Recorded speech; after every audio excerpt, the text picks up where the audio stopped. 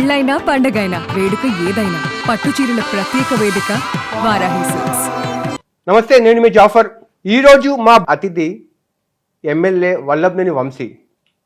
నమస్కారం వంశీ గారు. నమస్కారం సార్, నాకు తెలియకడతాను అంటే పెద్ద ఫ్యాక్షనిస్టులు అందరి మీద వాళ్ళ నేర చరిత్ర మీద సినిమాలు తీస్తూ ఉన్నారు కదా రామ్ గోపాల్ వర్మ. మీ మీద ఎందుకు సినిమా తీయాలనిపించలేదు? వర్మ గారిని అడగాల్సిన ప్రశ్న నన్ను కాదు.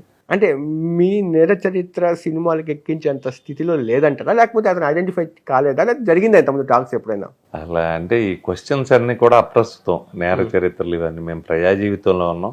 మీరు గన్నవరం వచ్చి 16 ఏళ్ల నుంచి వంశీ ఏంటని కనుక్కోవచ్చు. మీరు ఎక్కడో వాళ్ళు చెప్పింది వీళ్ళు చెప్పిన టీ స్టాల్స్ దగ్గర వ్యక్తులు పరిచయం లేని వాళ్ళు చెప్పిన మాటలు అడిగే ప్రశ్నలు. సార్, నేను కూడా జర్నలిస్ట్ కాదు సార్. 16 ఏళ్ళ ముందు అంతకుముందు ఏమైనా చదువుకున్నాం, రియల్ ఎస్టేట్ వ్యాపారం చేసాం, వేరే ఉంటుంది, సినిమాలు తీసాం. పరిటాల రవి సహచరుడిగా ట్రావెల్ చేస్తున్న క్రమంలో మీ చేతులుకి నెత్తురు అంటలేదంటారా? లేదంటారా? మీరు ఎప్పుడన్నా మీ కళ్ళ ముందు లైవ్ మర్డర్ చూసారా?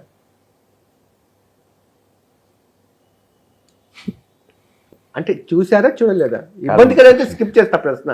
మీరు ఇంకో ప్రశ్న అడగండి. సరే, ఓకే సార్. మీకు తెలుసు డిజిటల్ విప్లవము. ఈరోజు మీ వల్లభనేని వంశీ అని గూగుల్లో కొట్టినా, యూట్యూబ్లో కొట్టినా మీరు చేసిన మంచి వస్తుంది, మీరు చేసిన చెడు వస్తుంది అని చెప్పి. అంటే చెడు అంటే ఐ మీన్ మీరు చేసిన పరుష పదజాలతో మాట్లాడిన తీరు. కానీ ఒక్క విషయంలో నాకు వ్యక్తిగతంగా కూడా ఒక అభ్యంతరం ఉంది, జర్నలిస్ట్గా కూడా ఉంది. మీరు ఆన్సర్ చెప్పుకోవాలి. మీరు ఈ మధ్యకాలంలో చంద్రబాబు నాయుడు సతీమణి మీద చేసిన వ్యాఖ్యలు, మాధవరెడ్డి అంశము ప్రస్తావించడము, అది సహేతుకమని మీరు అనుకుంటున్నారా వంశీ గారు? చెప్పండి. ఈ ముద్రా రాక్షసం అంటారు. అంటే ప్రింట్లో తప్పు పడింది అనుకో, దాన్ని ముద్రా రాక్షసం అంటారు, అచ్చు తప్పు అంటారు.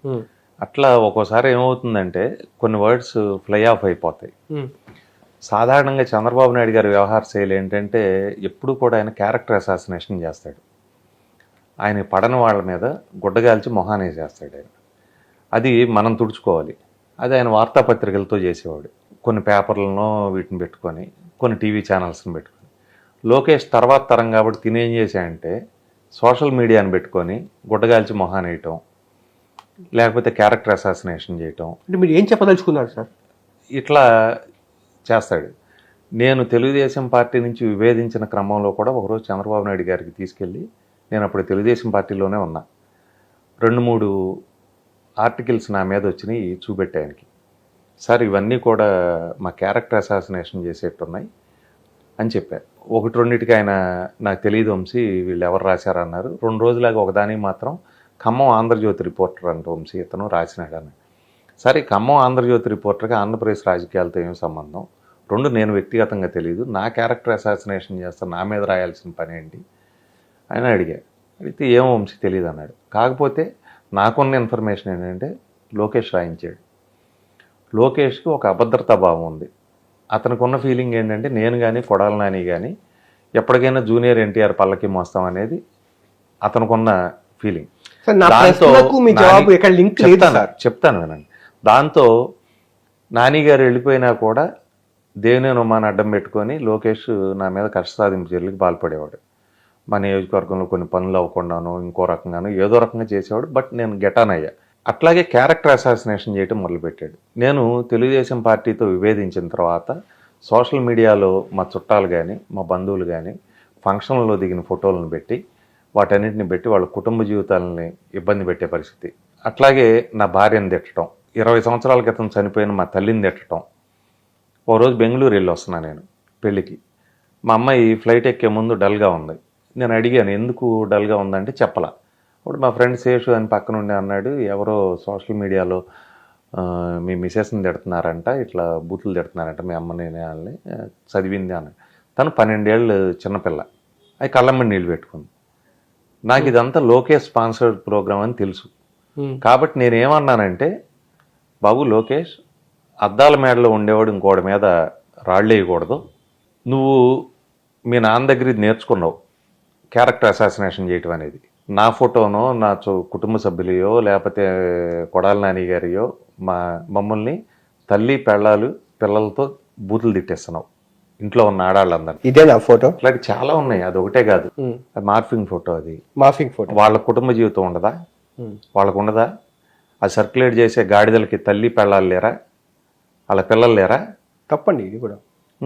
నేను అన్నది ఏంటంటే, నువ్వు మా మీద ఇట్లా ప్రచారం చేస్తున్నావు, నీ చేతిలో ఒక 1000 మంది సోషల్ మీడియా వాళ్ళు ఉన్నారు, వాళ్ళకు ఉద్యోగం ఇచ్చి జీతం ఇచ్చి రకరకాల ఫోరమ్స్ పెట్టి రకరకాల మీడియా ఛానల్స్ పెట్టి నువ్వు వాటన్నిటిని ట్రోల్ చేస్తున్నావు. నీ మీద కూడా ఇట్లా చేస్తున్నారు, మాధవ్ రెడ్డి అనో లేకపోతే ఇంకోటనో చేస్తున్నారు, చూసుకో అని అన్నాను. అది పొరపాటున ఏమైందంటే ఆవేశంలో నేను కరెక్ట్ కమ్యూనికేట్ చేయలేకపోయా, అంతే తప్పితే నేను ఎక్కడ బోనమ్మ పేరు నేను అనలా, ఆమెని అగౌరవపరచలా. నేను లోకేష్కి ఇదే ఇష్యూ చెప్పబోయా, అది ఫ్లై ఆఫ్ అయింది ఎమోషనల్గా, వర్డ్స్ కొన్ని మిస్ అయినాయి, అంతే తప్పితే నేను అక్కడ బోనమ్మని ఎక్కడ అన్నానా? మా రాధాకృష్ణ గారికి తొందర ఎక్కువ. ఇప్పుడు ఆయన భార్య చనిపోయినప్పుడు కూడా ఆయన వైసీపీ గవర్నమెంట్ మీద ఎన్ని వార్తలు రాసినా ఆయన భార్య చనిపోయినప్పుడు నేను వెళ్ళి పలకరించానుగా, ఆయన నాకు చేయొచ్చుగా, చేసి ఏంటి వంశీ ఇట్లా మాట్లాడావు, ఇట్లా మాట్లాడవచ్చా మనం అని అడగొచ్చుగా. మరుసటి రోజు పేపర్లో రాసాడు నేనేదో తిట్టానని, రామారావు గారి పెంపకాన్ని నేను ప్రశ్నించానని. ఎందుకు చేస్తాం? నేను అంత కుసంస్కారిని కాదు, నేను అట్లా మాట్లాడేవాడిని కాదు. రెండోది, వీళ్ళందరికీ తెలియని విషయం, తెలుగుదేశం పార్టీ శాసనసభ్యులు కానీ లేకపోతే పనిచేసేవాళ్ళు కానీ వీళ్ళందరికీ బోనమ్మ పరిచయం ఉందో లేదో, నేను అక్క అని పిలిచేవాడిని, ఆమె చాలా గౌరవంగా ఉండేవాళ్ళు. నేను ఎప్పుడు ఆమె గురించి ఆ ఉద్దేశంతో అనలేదు. అది జరిగింది ఏంటంటే పొరపాటు జరిగింది. ఆమె గురించి పేరు ఓకే చెప్పకపోయినా కూడా మీరు పొరపాటు జరిగిందని చెప్పి మీరు అంగీకరిస్తున్నారు. మా మీద ఇట్లా ప్రచారం చేస్తున్నావు లోకేష్, నీ మీద కూడా ఇట్లా ప్రచారం చేసేవాళ్ళు ఉన్నారు. ప్రభుత్వంలోకి వస్తే మీరు ఏం చేస్తారు, లేకపోతే అపోజిషన్లో ఉన్నప్పుడు మీరు ఏం చేయాలో కన్స్ట్రక్టివ్గా చెప్పండి. ఈ టైప్ ఆఫ్ క్యారెక్టర్ అసాసినేషన్ ఎందుకు, ఇంట్లో ఆడాలని ఎందుకు రోడ్డు మీదకి లాగుతున్నావు అని చెప్పే క్రమంలో నీ మీద కూడా ఇటువంటి ఐటమ్స్ చదివాను నేనని చెప్పా. నీ మీద కూడా రాస్తున్నారు వేరే వాళ్ళు, ఇది ఎవరికి మంచిది కాదు ఈ పద్ధతి. కానీ జనాలకు మీరు ఏం చెప్పారు తెలియదు, కానీ అది ఎలా కమ్యూనికేట్ అయిందని ఇంపార్టెంట్ విక్టిమ్ కి. మీరు వాడిన పదాలు నాకు ఎందుకు అబ్జెక్షన్ గా ఉంది. మీకు అనిపించింది, నేను మీకే కాదు కదా నాకు కూడా అనిపించిందని చెబుతున్నా. అది తప్పుగా నాకు కూడా అనిపించింది. నేను ఒకటి మాట్లాడబోయి ఒకటి మాట్లాడాను, ఒకటి కమ్యూనికేట్ చేయబోయి ఒకటి కమ్యూనికేట్ చేశానని నాకు కూడా అనిపించింది. ఖచ్చితంగా తప్పు. I unconditionally apologize for my words. అంటే అపాలజీ చెప్తున్నారు మీరు? ఖచ్చితంగా, దానికి ఎవరైనా చెప్పాల్సిందే కదా. మీరు ఇప్పుడు మొత్తానికి సారీ చెప్పారు. సోషల్ మీడియాని మనం చేసే మంచి పనికో లేకపోతే సొసైటీ మంచికో ఉపయోగించాలి, కానీ ఇంట్లో ఆడవాళ్ళని లేకపోతే వేరే ఇళ్ళలో ఆడవాళ్ళని, వాళ్ళకి కుటుంబ జీవితాలు ఉంటాయి, వాళ్ళందరినీ బయటికి ఏడవకూడదు అనే ఉద్దేశంలో నేను మాట్లాడిన మాట అది. కానీ ఇదేంటి సార్, ఇది యాక్చువల్గా ఇది చాలా గలీజ్ కల్చర్ వచ్చింది. అంటే రాజకీయ విధానాలు నచ్చినప్పుడు రాజకీయ విధానాల చుట్టూ విమర్శలు ఉండాలి, కానీ బెడ్రూమ్లో చుట్టూ విమర్శలు ఉంటాము, బెడ్రూమ్ లోపల మీరు చర్చ జరగడం అనేది అది ఆరోగ్యకర పరిణామం కానే కాదు కదా. కాదు, ఈ కల్చర్కి మొదలు పెట్టింది ఎవరు చెప్పండి? ఎవరైనా సరే రాజకీయాల్లో, ఎవరైనా సరే టీడీపీ అయినా వైసీపీ. రామారావు గారు పార్టీ పెట్టారు. రామారావు గారు పార్టీ పెట్టినప్పుడు ఇంత ధన ప్రభావం లేదు. ఎక్కడ మొట్టమొదటిసారి డబ్బులు ఎక్కువ ప్రయోగించబడ్డాయి? అత్తిలి బై ఎలక్షన్ లేకపోతే ఉయ్యూరు బై ఎలక్షన్, చంద్రబాబు నాయుడు గారు ముఖ్యమంత్రిగా ఉండగా. రాజకీయాల్లోకి డబ్బు సంస్కృతి తెచ్చింది ఆయన. తర్వాత ఈ రకమైనటువంటి క్యారెక్టర్ అసాసినేషన్ కల్చర్ తెచ్చింది ఆయన. దాన్ని లోకేష్ కొనసాగిస్తున్నాడు. నెక్స్ట్ తరం కాబట్టి ఇంక అడ్వాన్స్డ్గా డిజిటల్ కల్చర్లో ఒక 1000 మంది ఎంప్లాయీస్ని పెట్టుకుని సోషల్ మీడియాలో వాళ్ళందరికీ డబ్బులు ఇచ్చి జీతాలు ఇచ్చి రకరకాల పేర్లు పెట్టి ట్రోల్ చేస్తున్నారు. మీరు ఎక్కడైనా చూడండి సోషల్ మీడియాలో, నన్ను కానీ కొడాలి నానిని కానీ దూషిస్తా, మా తల్లినో మా భార్యనో మా పిల్లలనో మా అమ్మమ్మలనో మా నాయనమ్మలనో తిడతా, ఎటువంటివి ఉంటాయి, ఎవరికి అవసరం అది? ఖచ్చితంగా లోకేష్ చేసే పనులు ఇవన్నీ. కానీ వాళ్ళకు ఇప్పుడు వైసీపీ అంతా చేసే డ్యామేజ్ ఒక ఎత్తు అయితే ఒక్క వంశీ చేసే డ్యామేజ్ ఎక్కువ అన్నట్టు అభిప్రాయంతో వాళ్ళు ఉన్నారు. ఇప్పుడు రేపు అధికారంలోకి వస్తే మేము టీడీపీ అనే మాట అధికారంలోకి వస్తే ఫస్ట్ అరెస్ట్ వల్లభనేని వంశీదే. వల్లభనేని వంశీని అరెస్ట్ చేస్తాము, వల్లభనేని వంశీకి శ్రీకృష్ణ జన్మస్థానానికి పంపుతాము, మా దగ్గర చాలా ఆధారాలు ఉన్నాయి, 1 2 3 4 5 6 అని చదువుతున్నారు. మీకు వింటుంటే ఎక్కడ భయం అనిపించట్లేదా? నేను చెప్పాను కదా, నేను ఎప్పుడు ఆంధ్రప్రదేశ్ రాష్ట్రంలో వ్యాపారం కూడా చేయలే. ఒక రాజ్యంలో ఉండే వ్యాపారం కమిషన్ తీసుకోవాలా? లోకేష్ రోజుకి 10 కోట్ల రూపాయలు టార్గెట్ పెట్టుకొని 5 సంవత్సరాలు అతను పార్టీ ఫండ్ సంపాదించుకొని ఇంకోటి సంపాదించుకొని చేశాడు. దానికి దేవినేని ఉమా లాంటి వాళ్ళని వాడుకున్నాడు సూట్ కేసులు మోయటానికి. పోలవరం మా దగ్గర కాలువ తవ్వితే 85% రాజశేఖర రెడ్డి గారు ఉండగా అయిపోయింది. 15% కదా తెలుగుదేశం ఉండగా తవ్వింది. ఆ 15% చేసిన కాంట్రాక్టర్ ఎవరు? దేవినేని ఉమాదే కదా, బినామీ ఫర్మ్ అది. ఆ వంతెనలు కట్టింది ఎవరు? దేవినేని ఉమానే కదా. బ్రహ్మలింగం చెరువులో బిల్లు తీసుకుంది ఎవరు? దేవినేని ఉమా తాలూకా కంపెనీనే కదా. ఇప్పుడు నేను ఆ రోజు పార్టీలో ఉన్నాను కాబట్టి, ఆయన మంత్రి కాబట్టి, ఆయన ఇరిగేషన్ మంత్రి కాబట్టి మాట్లాడలేకపోయా. ఎంక్వైరీ చేస్తే ఎవడేంటో తెలిసిపోతుంది కదా. అంటే ఒకటి వాళ్ళు ఎందుకు అరెస్ట్ చేస్తామని చెప్పి కూడా చెప్తున్నారు, కారణాలు చెప్తున్నారు. 1, 2, 3, 4 రీజన్ చెప్తున్నారు. వాళ్ళు చెప్పే ఫస్ట్ రీజన్ ఏంటంటే అని చెప్పి, అంటే వాళ్ళ అధికార ప్రతినిధి ఓపెన్ గా పబ్లిక్ డొమైన్ లో ప్రెస్ మీట్ పెట్టి మాట్లాడిన మాటలు, 5,000 క్యూబిక్ మీటర్లు అనుమతిస్తే మీరు 4,80,000 క్యూబిక్ మీటర్లు తవ్వేశారు.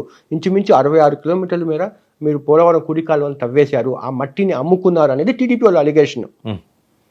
అసలు పోలవరం కుడికాలో లెంగ్త్ ఎంతో తెలుసా? గన్నవరం లేళ్ళకి లెంగ్త్ తెలుసా? ఒకటి. రెండోది, అసలు పర్మిషన్ ఎవరికి ఇచ్చారు? నేను ఎప్పుడు చేయలేదే. నేనేం మట్టి ఫిల్లింగో కాంట్రాక్ట్లో నేను ఎప్పుడు చేయలేదు కదా. చేసింది దేవినేని ఉమా తాలూకా బినామీ కంపెనీలు చేసినాయి మా దగ్గర. అక్కడే అర్థం కాక దేవినేని ఉమా ఆ టైంలో ఇరిగేషన్ మినిస్టరు, మీకు ఆయనకి రాజకీయ పొసగదు ఒకే పార్టీలో ఉన్నప్పటికీ మీకు ఇంత కాంట్రాక్ట్ పనులు ఎలా ఇచ్చారు అనేది కూడా ఒక సందేహం యాక్చువల్గా. నేను మీకు చెప్పేది అదే. ఆయన మంత్రి ఆయనకి సంబంధించిన వ్యక్తులతో కాంట్రాక్టులు చేయించుకున్నాడు. ఆయనకి సంబంధించిన వ్యక్తుల్ని డిపార్ట్మెంట్లకు సెలవు పెట్టించి ఈ పనులు చేయించుకున్నాడు, కలెక్షన్ చేయించుకున్నాడు. ఆ పేర్లు మొత్తం పరిపూర్ణమని అవన్నీ చాలా పేర్లు వచ్చినాయి కదా. అప్పట్లో జ్యోతిలో కూడా వచ్చినాయి ఐటమ్స్. వీళ్ళందరూ కలెక్ట్ చేస్తున్నారని దేవినేని ఉమా అమ్ముకున్నారంటారు ఆ టైంలో. మొత్తం దేవినేని ఉమా కలెక్ట్ చేసేవాడు. దేవినేని ఉమాకి సంబంధించిన బినామీ కంపెనీలు పనిచేసాయి. నాకెక్కడ బినామీ కంపెనీ కానీ నా తరపున ఒక బిల్లు కానీ లేదు. మీరు ఎక్కడైనా చెక్ చేసుకో. ఇప్పుడు మీరు అధికారంకి వచ్చి 2.5 years అయింది కదా వైసీపీ, ఎందుకు ఇదంతా దేవినేని ఉమా చేసి ఉంటే అతన్ని అరెస్ట్ చేయలేదు ఇప్పుడు దాకా? వర్కులు చేశారని చెప్పి బినామీ కంపెనీలు అవి. వాళ్ళు ఏం చేస్తారు పాపం, అమాయకులు కదా. ఆ లింక్ ఎస్టాబ్లిష్ చేసి ఉమాని అరెస్ట్ చేసే అవకాశాలు లేవంటారా? నిజంగా ఉమా తప్పు చేసి ఉంటే, ఇప్పుడు అధికారంలో మీ పార్టీ ఉంది, వైసీపీ ఉంది, ఎందుకు ఉమా కటకటానికి నట్టలేకపోయారు? అవును, వర్కులు చేశారు బినామీ కంపెనీలు. ఆయనకు సంబంధించిన కంపెనీలే బిల్ చేసుకున్నారు. నేను చేసుకున్నాను ఎటు చెబుతాడు వాళ్ళ. ఇప్పటికే ఆయనతోనే తిరుగుతున్నారు కదా వాళ్ళందరూ. ఆయనతోనే తిరుగుతున్నారు, ఆయనకే దండలేస్తున్నారు, ఆయనకే పూలు పరుస్తున్నారు. ఇంకో మాట అనేది ఏంటంటే, టీడీపీ వాళ్ళు బ్రహ్మలింగం చెరువు వ్యవహారంలో కూడా మీ అవినీతిని ఎస్టాబ్లిష్ చేస్తే మాకు అక్కడ ఆధారాలు ఉన్నాయి అని అంటారు వాళ్ళు. వాళ్ళ తలకాయ. ఏం జరిగింది బ్రహ్మలింగం చెరువులో? అసలు దాన్ని లోతు దవ్వమంది చంద్రబాబు నాయుడు గారు. ఆ చెరువు తవ్వటానికి 150 కోట్లు అవుతుంది, ప్రభుత్వం ఇంత పెట్టలేదు, ఏదో రకంగా ఎవరో ఒకరిని పెట్టి తవ్వించండి, దీన్ని లోతు తవ్వితే ఇక్కడ రైతులకు పనికి వస్తుందని చెప్పింది ఆయన. దాన్ని విమానాశ్రయ విస్తరణకి, అట్లాగే నేషనల్ హైవే విస్తరణకి ఒకళ్ళేమో దిలీప్ బిల్డ్కాన్ అనే కంపెనీ, ఇంకొకళ్ళేమో వాళ్ళు ఎవరో ఢిల్లీ కంపెనీ, నాకు అసలు తెలియని కూడా తెలియదు, విమానాశ్రయ విస్తరణకు వాడారు. అదేమన్నా మా సొంత ఇంటికి వాడామా, మా పొలానికి వాడామా? వాళ్ళు ప్రభుత్వానికి డబ్బులు కట్టుకున్నారు, ప్రభుత్వానికి డబ్బులు కట్టి వాళ్ళు చేసుకున్న పని అది. ఇక్కడ నాకు టీడీపీ వాళ్ళు చేస్తున్న ఒక అలిగేషన్ మీద కూడా నాకు అభ్యంతరం ఉంది యాక్చువల్గా. అందుకని నేను ఇలాంటివి ఏదంటే మాటికి టీడీపీ వాళ్ళు చెప్పే మాట ఏంటంటే, వల్లభనేని వంశీ గారు డాక్టర్ సమరం గారి దగ్గరికి వెళ్ళాలి అని. నేను నిజంగా దీనికి సమాధానం చెప్పమని చెప్పి నేను చెప్పట్లేదు. నేను చంద్రబాబు నాయుడు గారిని అడిగా, వీళ్ళందరూ ఈ చంద్రబాబు నాయుడు జంతు ప్రదర్శనశాల అని చెబుతా నేను. నారా చంద్రబాబు నాయుడు జంతు ప్రదర్శనశాల అని. తెలుగుదేశం పార్టీ చాలా గొప్ప పార్టీ. రామారావు గారు ఒక ప్రాంతీయ పార్టీని జాతీయ స్థాయి రాజకీయాల్లో కీలక పాత్ర వహించేట్టు చేశాడు. దాన్ని ఒక ఉప ప్రాంతీయ పార్టీకి తెచ్చేశారు చంద్రబాబు నాయుడు గారు, లేకపోతే లోకేష్ పుణ్యమో. తెలుగుదేశం పార్టీ ఇప్పుడు తెలంగాణలో అయితే షెడ్ మూసేశారు కదా, కంప్లీట్ క్లోజ్ చేశారు కదా. మొన్న హుజూరాబాద్ లో పోటీ చేయలేదు కదా, భవిష్యత్తులో పోటీ చేసే ఆలోచన లేదు కదా తెలంగాణలో. షెడ్ కంప్లీట్ గా మూసేశారు కదా, ఉప ప్రాంతీయ పార్టీ అయిపోయింది కదా. ఇప్పుడు ఈ స్థాయికి తెచ్చేశారు. తెచ్చేసి తెలుగుదేశం పార్టీని ఒక నారా చంద్రబాబు నాయుడు జంతు ప్రదర్శనశాల చేశారు. దాంట్లో కొన్ని నక్కలు, ఉడతలు, తొండలు, గుడ్లగోవులు, ఈ జంతువులన్నీ కూడా స్థిర నివాసం ఏర్పరచుకొని యజమాని పెట్టేటువంటి ఆహార పదార్థాలు తిని అవి బౌబో అనో కుయ్ అనో లేకపోతే ఇంకో రకమైనటువంటి అరుపులు అరుస్తూ ఉంటాయి. వాళ్ళు చేసే ఆరోపణలకి నేను చెప్పాల్సిన పని ఏం లేదు. సమరం దగ్గరికి వాళ్ళు వెళ్ళొచ్చు. ఇంకోటి, చంద్రబాబు నాయుడు గారిని మొన్న నేనే మీడియాలో పెట్టా, దీనికి ఏమైనా సమాధానం కావాలంటే చెబుతానని. సమాధానం ఇవ్వాలా. ఇంకోటి, ఎయిర్పోర్ట్ లో జగనన్న కాలనీలో కూడా మట్టి, అది ఎయిర్పోర్ట్ మట్టి మీరు తోలించారు అని అంటారు, వాస్తవం అది? మీరు ఒకసారి మీ టీంని తీసుకెళ్ళి ఇప్పుడు పరిశీలించరండి. ఇప్పటికీ పల్లంగానే ఉంది. ఇప్పటికి అసలు మట్టే తోల్లా, అది మెరక చేయమని వాళ్ళందరూ అడుగుతున్నారు. ఇప్పటికి తోలలా, గవర్నమెంట్ పర్మిషన్ రాలా, అప్పుడే తోలేశారని డబ్బు తినేశారని చెబుతారు. మీకు చెప్పే కదా, దున్నపోతు తినిందంటే ఎమ్మటే దోణ కట్టేయండి.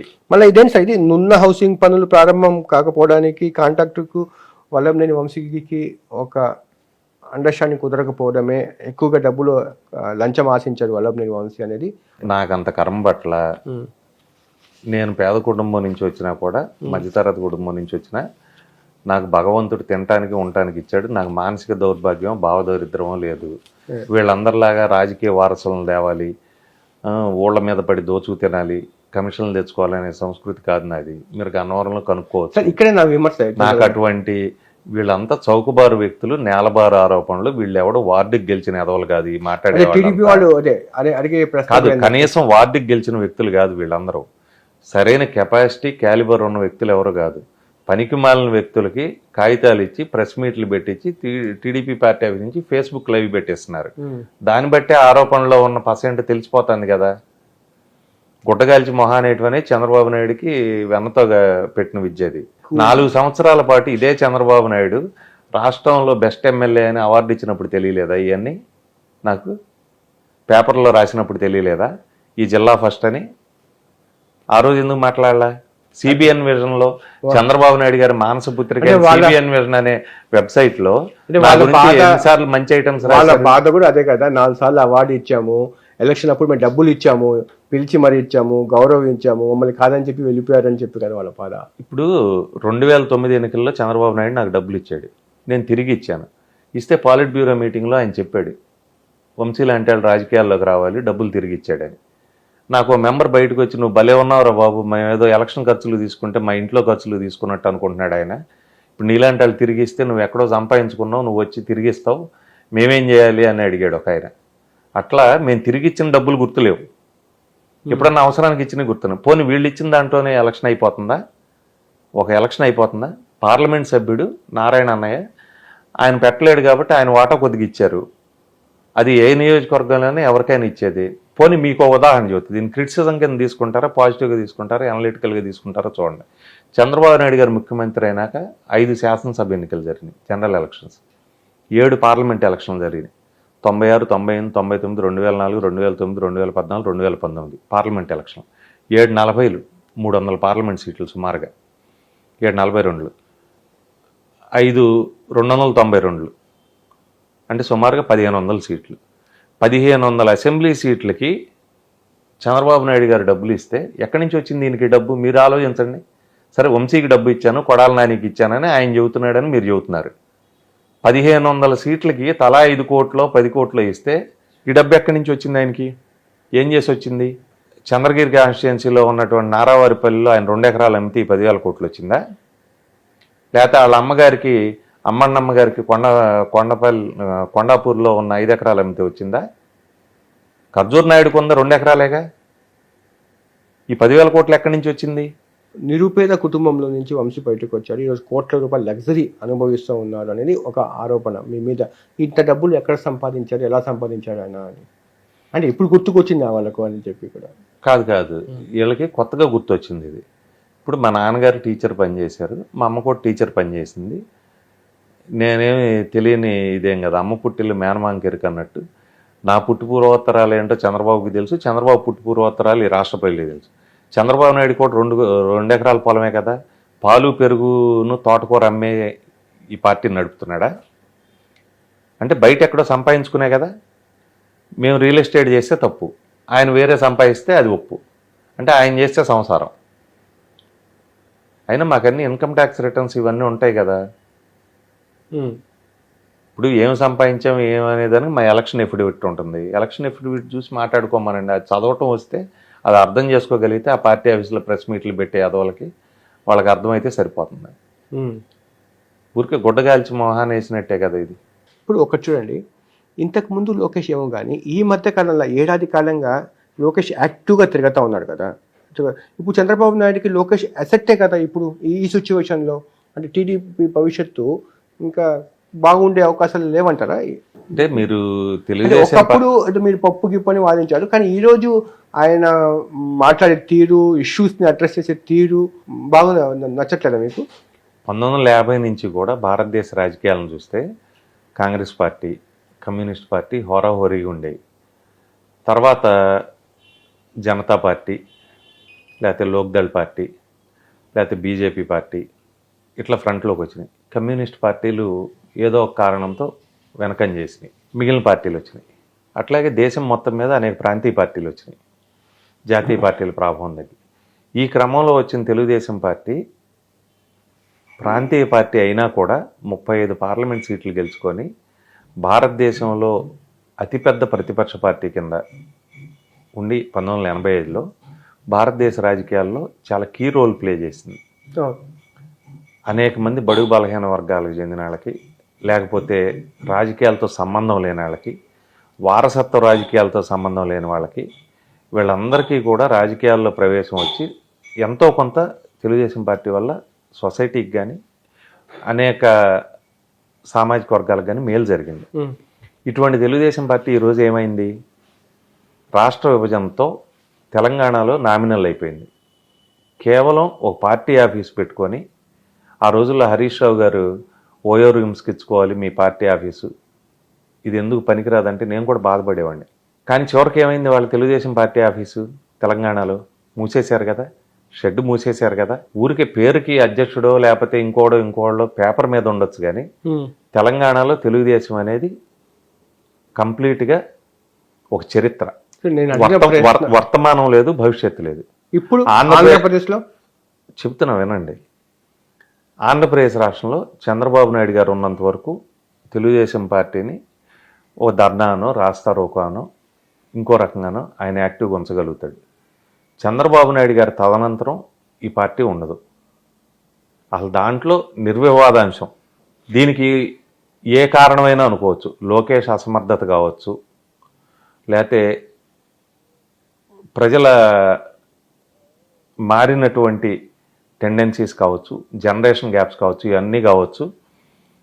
చంద్రబాబు నాయుడు గారి తదనంతరం తెలుగుదేశం పార్టీ అనేది ఆంధ్రప్రదేశ్ రాష్ట్రంలో కూడా చరిత్ర కింద మిగిలిపోతుంది. అంటే చాలా మంది ఇంటెలెక్చువల్స్, పొలిటికల్గా ఉండే వాళ్ళు చెప్పే మాట ఏంటంటే సంస్థాగతంగా ఇంకా స్ట్రాంగ్ టీడీపీ అంటారు. అవునండి. ఇప్పుడు వెస్ట్ బెంగాల్లో కూడా 30 సంవత్సరాలు కమ్యూనిస్ట్ పార్టీ అధికారంలో ఉండింది.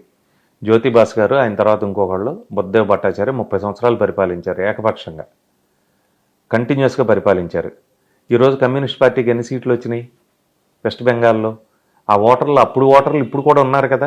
ఏ పార్టీకి వెళ్ళారు వాళ్ళు? బీజేపీకి వెళ్ళారు.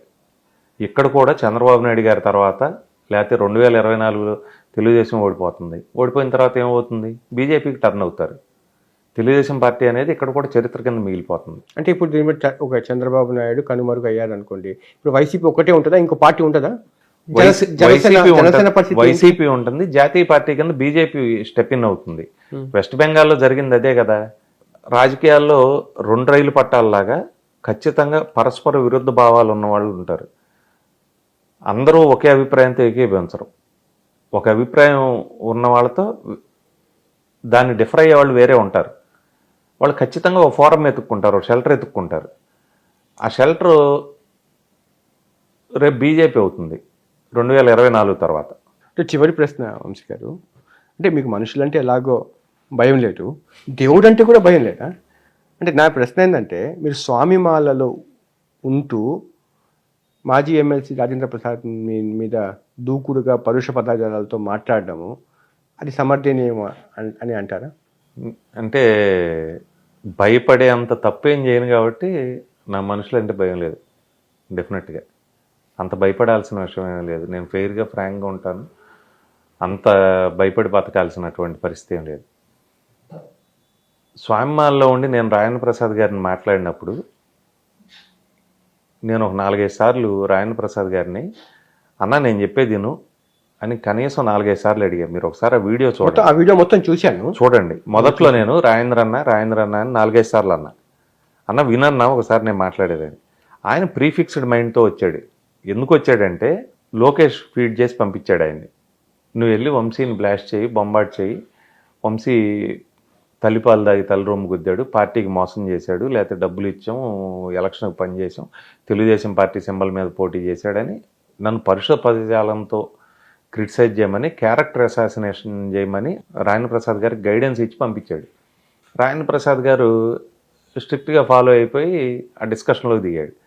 ఇప్పుడు మీరు ఎంతసేపటికి నేను తిట్టించి చెబుతున్నారు, అయ్యప్ప మాలలో ఉన్న నన్ను రాజేంద్ర ప్రసాద్ తిట్టొచ్చా? అంటే అయ్యప్ప మాలలో ఉన్న వ్యక్తిని మామూలు వ్యక్తి తిట్టొచ్చు, నేను తిట్టకూడదు. నేను అంతకుముందు కొండ అని నాకు ఒక ప్రాణమిత్రుడు ఉన్నాడు. మేమంతా కలిసి అయ్యప్ప మాల వేసుకున్నాం 10 సంవత్సరాల క్రితం, 15 సంవత్సరాల క్రితం. 10 ఏళ్ళు అయింది, 12 ఏళ్ళు. చనిపోయాడు సడన్గా. నేను అతని అంత్యక్రియలకు కూడా హాజరయ్యా. చాలామంది అప్పుడు లోకల్గా కూడా నన్ను అడిగారు, నువ్వు మాల వేసుకొని అంత్యక్రియలకు వెళ్ళకూడదు ఇట్లా అని. అంటే అతను నాకు చాలా సన్నిహిత మిత్రుడు, చనిపోయాడు, నా బాధ్యత అది, మీరు ఏమనుకున్నా కూడా అన్న. అట్లా నా స్నేహితుడు చనిపోయినప్పుడు కూడా నేను అయ్యప్ప మాలలోనే వెళ్ళా. శాస్త్రం ఏది చెబుతుంది అనేది కాదు, నా మనస్సాక్షికి నేను ఆన్సర్ చెప్పుకోవాలి. రాయణ ప్రసాద్ గారిని కూడా నేను 4-5 సార్లు మాట్లాడదామని ట్రై చేశాను. ఆయన ప్రీఫిక్స్డ్ మైండ్తో వచ్చాడు కాబట్టి ఆయన ఆ నీళ్లు మోటార్లు పెట్టడానికి నువ్వెవడవాయి కాలువ మీద, నీకేం సంబంధం, అది ఇదని కొద్దిగా పరుషంగా మాట్లాడినప్పుడు నేను కూడా మాట్లాడాను. సార్ ఇప్పుడు మీరు సినిమా ఫీల్డ్ కదా, ఈ రాష్ట్ర రాజకీయాలకు సంబంధించి కూడా ఒక సినిమా తీయాలని ఎప్పుడు అనిపించలేదు సార్ మీకు? చూద్దాం భవిష్యత్తులో ఏముంది. నాకైతే చాలా ఇంట్రెస్ట్, అది ఖచ్చితంగా చేస్తాం. ఓకే. నాది కొడాలని గారిది ప్రొడక్షన్ హౌస్ ఉంది కదా, వైష్ణవి ఆర్ట్స్. ఓకే. ఆ రాష్ట్ర రాజకీయాలు మీరు చూస్తే చంద్రబాబు నాయుడిని మీరు హీరో క్యారెక్టర్లు చూపిస్తారా, విలన్ క్యారెక్టర్లు చూపిస్తారా? ఆయన క్యారెక్టర్ చూపెడతాం. ఆయన క్యారెక్టర్ చూపిస్తారు. ఉందా అది ఆలోచన? త్వరలో తెరకెక్కబోతుందా? ఉంటుంది. అంటే వాళ్ళు సోషల్ మీడియాని యాప్ చేసుకుంటే మేము దానికన్నా బలమైన సినీ మీడియాని యాప్ చేసుకుంటాం. దాడికి ప్రతి దాడి ఎప్పుడూ ఉంటుంది కదా, మమ్మల్ని ఎట్లా డిఫెండ్ చేసుకోవాలో మాకు తెలుసు కదా. ఓకే. మేము ఇంకా విస్తృతమైనటువంటి వెండి తెరని ఆశ్రయిస్తాం. దానికి డైరెక్టర్గా మళ్ళీ ఆర్జీ ఉంటారా? బ్రహ్మాండమైన వాళ్ళు ఉంటారు, ఆర్జీ ఉండొచ్చు, ఇంకోళ్ళు ఉండొచ్చు. ఇప్పుడు బన్నీతో ఒక సినిమా తీయాలనుకుంటున్నారంట కదా మీరు కొత్తగా? గతంలో అనుకున్నాం, కోవిడ్ పరిస్థితులు వీటన్నిటి మూలంగా డిలే అయింది. ఒక 6-7 ఏళ్ల క్రితం అనుకున్నాం, తర్వాత బిజీగా ఉంటాం, తర్వాత కోవిడ్ అనుకున్నాం. ఇప్పుడు మంచి కథ దొరికితే ఎవరితో అయినా తీస్తాం. అంటే ఇప్పుడు 6 అడుగుల అజానుభావులు మీరే నటించాలని చెప్పి మీకు ఎప్పుడు అనిపించలేదా? లేదా డైరెక్టర్స్ నుంచి ఆ రిక్వెస్ట్ కానీ రాలేదంటారా? అంటే జీవితంలో ఎక్కువ కోరికలు ఉంటే ఏమవుతుందంటే భగవంతుడు కొన్ని తీసేసుకుంటాడు. అందుకని అంతంత అతి కోరికలు ఉండకూడదు. ఇప్పటివరకు బాగానే ఉన్నాం, మధ్యతరగతి కుటుంబంలో పుట్టాం, భగవంతుడు మనకు మంచి జీవితం ఇచ్చాడు, ఒక నియోజకవర్గానికి సర్వీస్ చేసే అవకాశం వచ్చింది. ఇక్కడ వరకు చాలా నాకు సాటిస్ఫైడ్ లైఫ్, నేను చాలా కంటెంటెడ్. నేను ఓవర్ అంబిషియస్ కాదు. దీని నుంచి ఈ రాజకీయాల్లో ఇంకా పదవులు కావాలనో, లేకపోతే ఇంకోటి కావాలనో, లేకపోతే సినీ హీరో కావాలనో. దేవినేని ఉమా మొన్న ప్రెస్ మీట్ పెట్టి విజయవాడలో ఆయన మీరు చంద్రబాబు నాయుడు కాళ్ళు పట్టుకున్నారు అని అన్నారు. ఎందుకు పట్టుకున్నారు, ఏ సందర్భంలో పెట్టుకున్నారు? సరే, దేవినేని ఉమా అన్నాడు కదా, ఉమాకి ఫోన్ చేద్దాం, ఉండండి.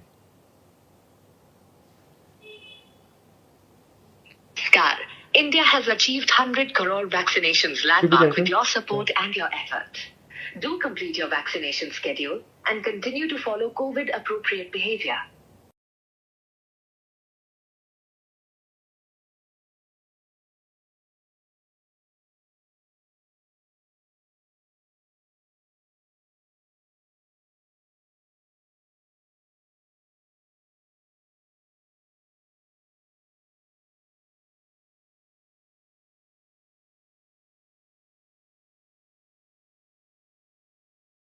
మీరు కాల్ చేస్తున్న వ్యక్తి సమాధానం ఇవ్వడం లేదు, దయచేసి మళ్ళీ